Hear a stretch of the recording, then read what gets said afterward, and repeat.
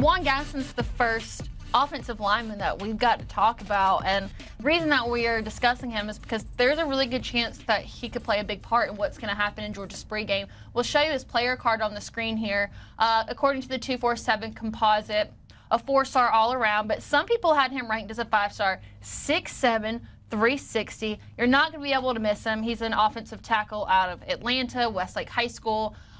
Number 8 offensive tackle overall, and number 52 player in the country.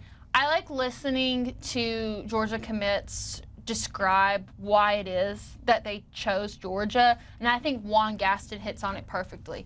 Here it is right here. Put your finger on the one reason why you're a dog. Really, I just know like half the team at Georgia, so I just thought, hey, let's go fit in.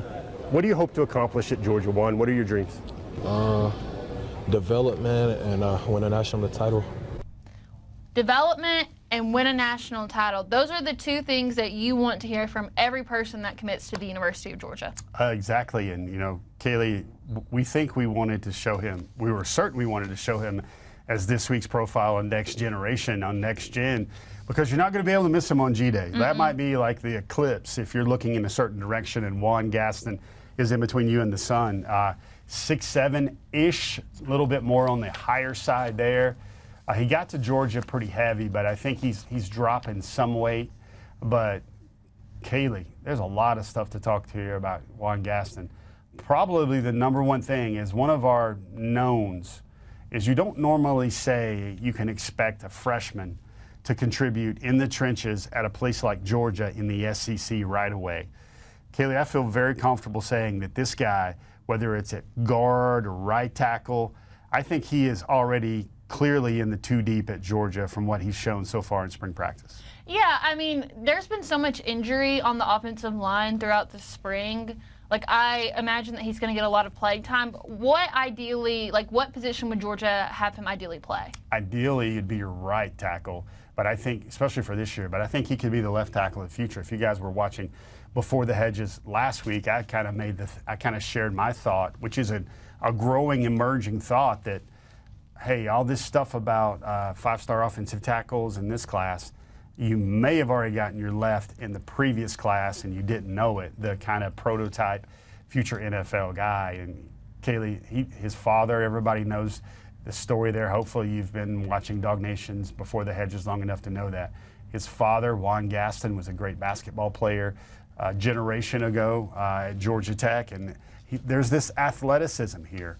And one of the things he really loved is Coach Sherrills was like, told him he could play quickly at Georgia if he did what he's supposed to do. And Kaylee, right now, he's doing what he is supposed to do and then a little bit extra. So in terms of his ceiling, like when it's all said and done, where can Juan Gaston go? I think Juan Gaston looks like a future first rounder. I think the fact that he's playing right away at Georgia certainly says that. And also, like, I mean, I've talked to him so many times and it's really funny. I'll never forget him because that big smile there, like every time, he's not in any hurry to talk to the media from the 11 that spoke to Kirby Smart yesterday. But every time I was at Westlake and hey, I got to talk to the big fella, the coaches at Westlake would all walk past us on the practice field and they would say, elaborate, Juan, elaborate, because Juan's kind of the king of giving a 4-word, 6-word, maybe 8-syllable answer, and they wanted to see the big man, you know, enunciate, have a little bit more, have a little bit longer sound bite there. But got to meet his mother during the recruiting process. So nice of a lady to talk to, Phoenix, and she kind of made it very clear that Georgia was just different. Kaylee, Oregon was a factor there. Oregon was his dream school growing up, but eventually they determined that it was just way too far to go for his family with Georgia roots. And this is a contributor really right away. Like normally we think that the running backs, the receivers, those are the folks that can contribute quickly. If you're special, maybe at tight end a little bit like Barbour and Williams are right now. But Gaston is a guy that has turned every head. He's won a lot of reps.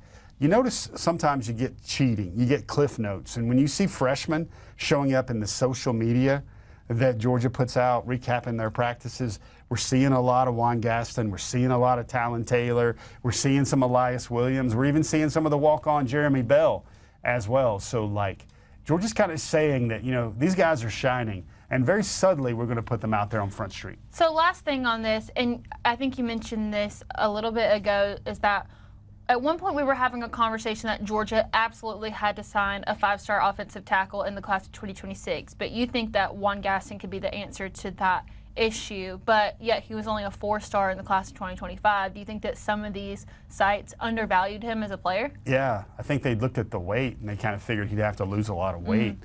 And, you know, maybe was he as athletic as how pretty David Sanders Jr. was? Well, I don't think the price tag for Juan ever grew to be as big as the David Sanders NIL deals did. And, you know, you see this video right here, Kaylee, I'll never forget it. I called it the Russian nesting doll moment. I think they're called babushka dolls or something like that, if I've got that right. But it was the thing where we were out at Westlake, and it's so funny because, again, we kind of established earlier in the segment that Juan is not a guy for the flair and the dramatics, and he got an idea with 2 of his boys, and he started off just like totally bundled up, and he'd take off some gear, and he's like, listen, every time I take off a team, they're out.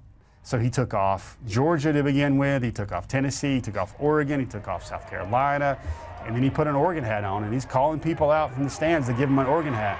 And then he finally puts the Georgia hat on there as I catch up in the play-by-play. But like, and we had to look around and we're like, okay, this is good, right? This is the last one, right?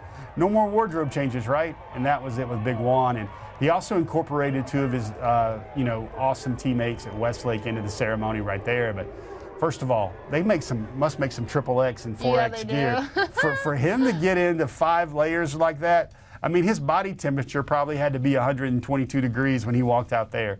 Oh, yeah, and by the way, you're committing in front of your whole school as well. Yeah, also you can just tell how happy Mom looks in that video, too. So that's our Next Generation series, all about the 4-star offensive tackle, Juan Gaston.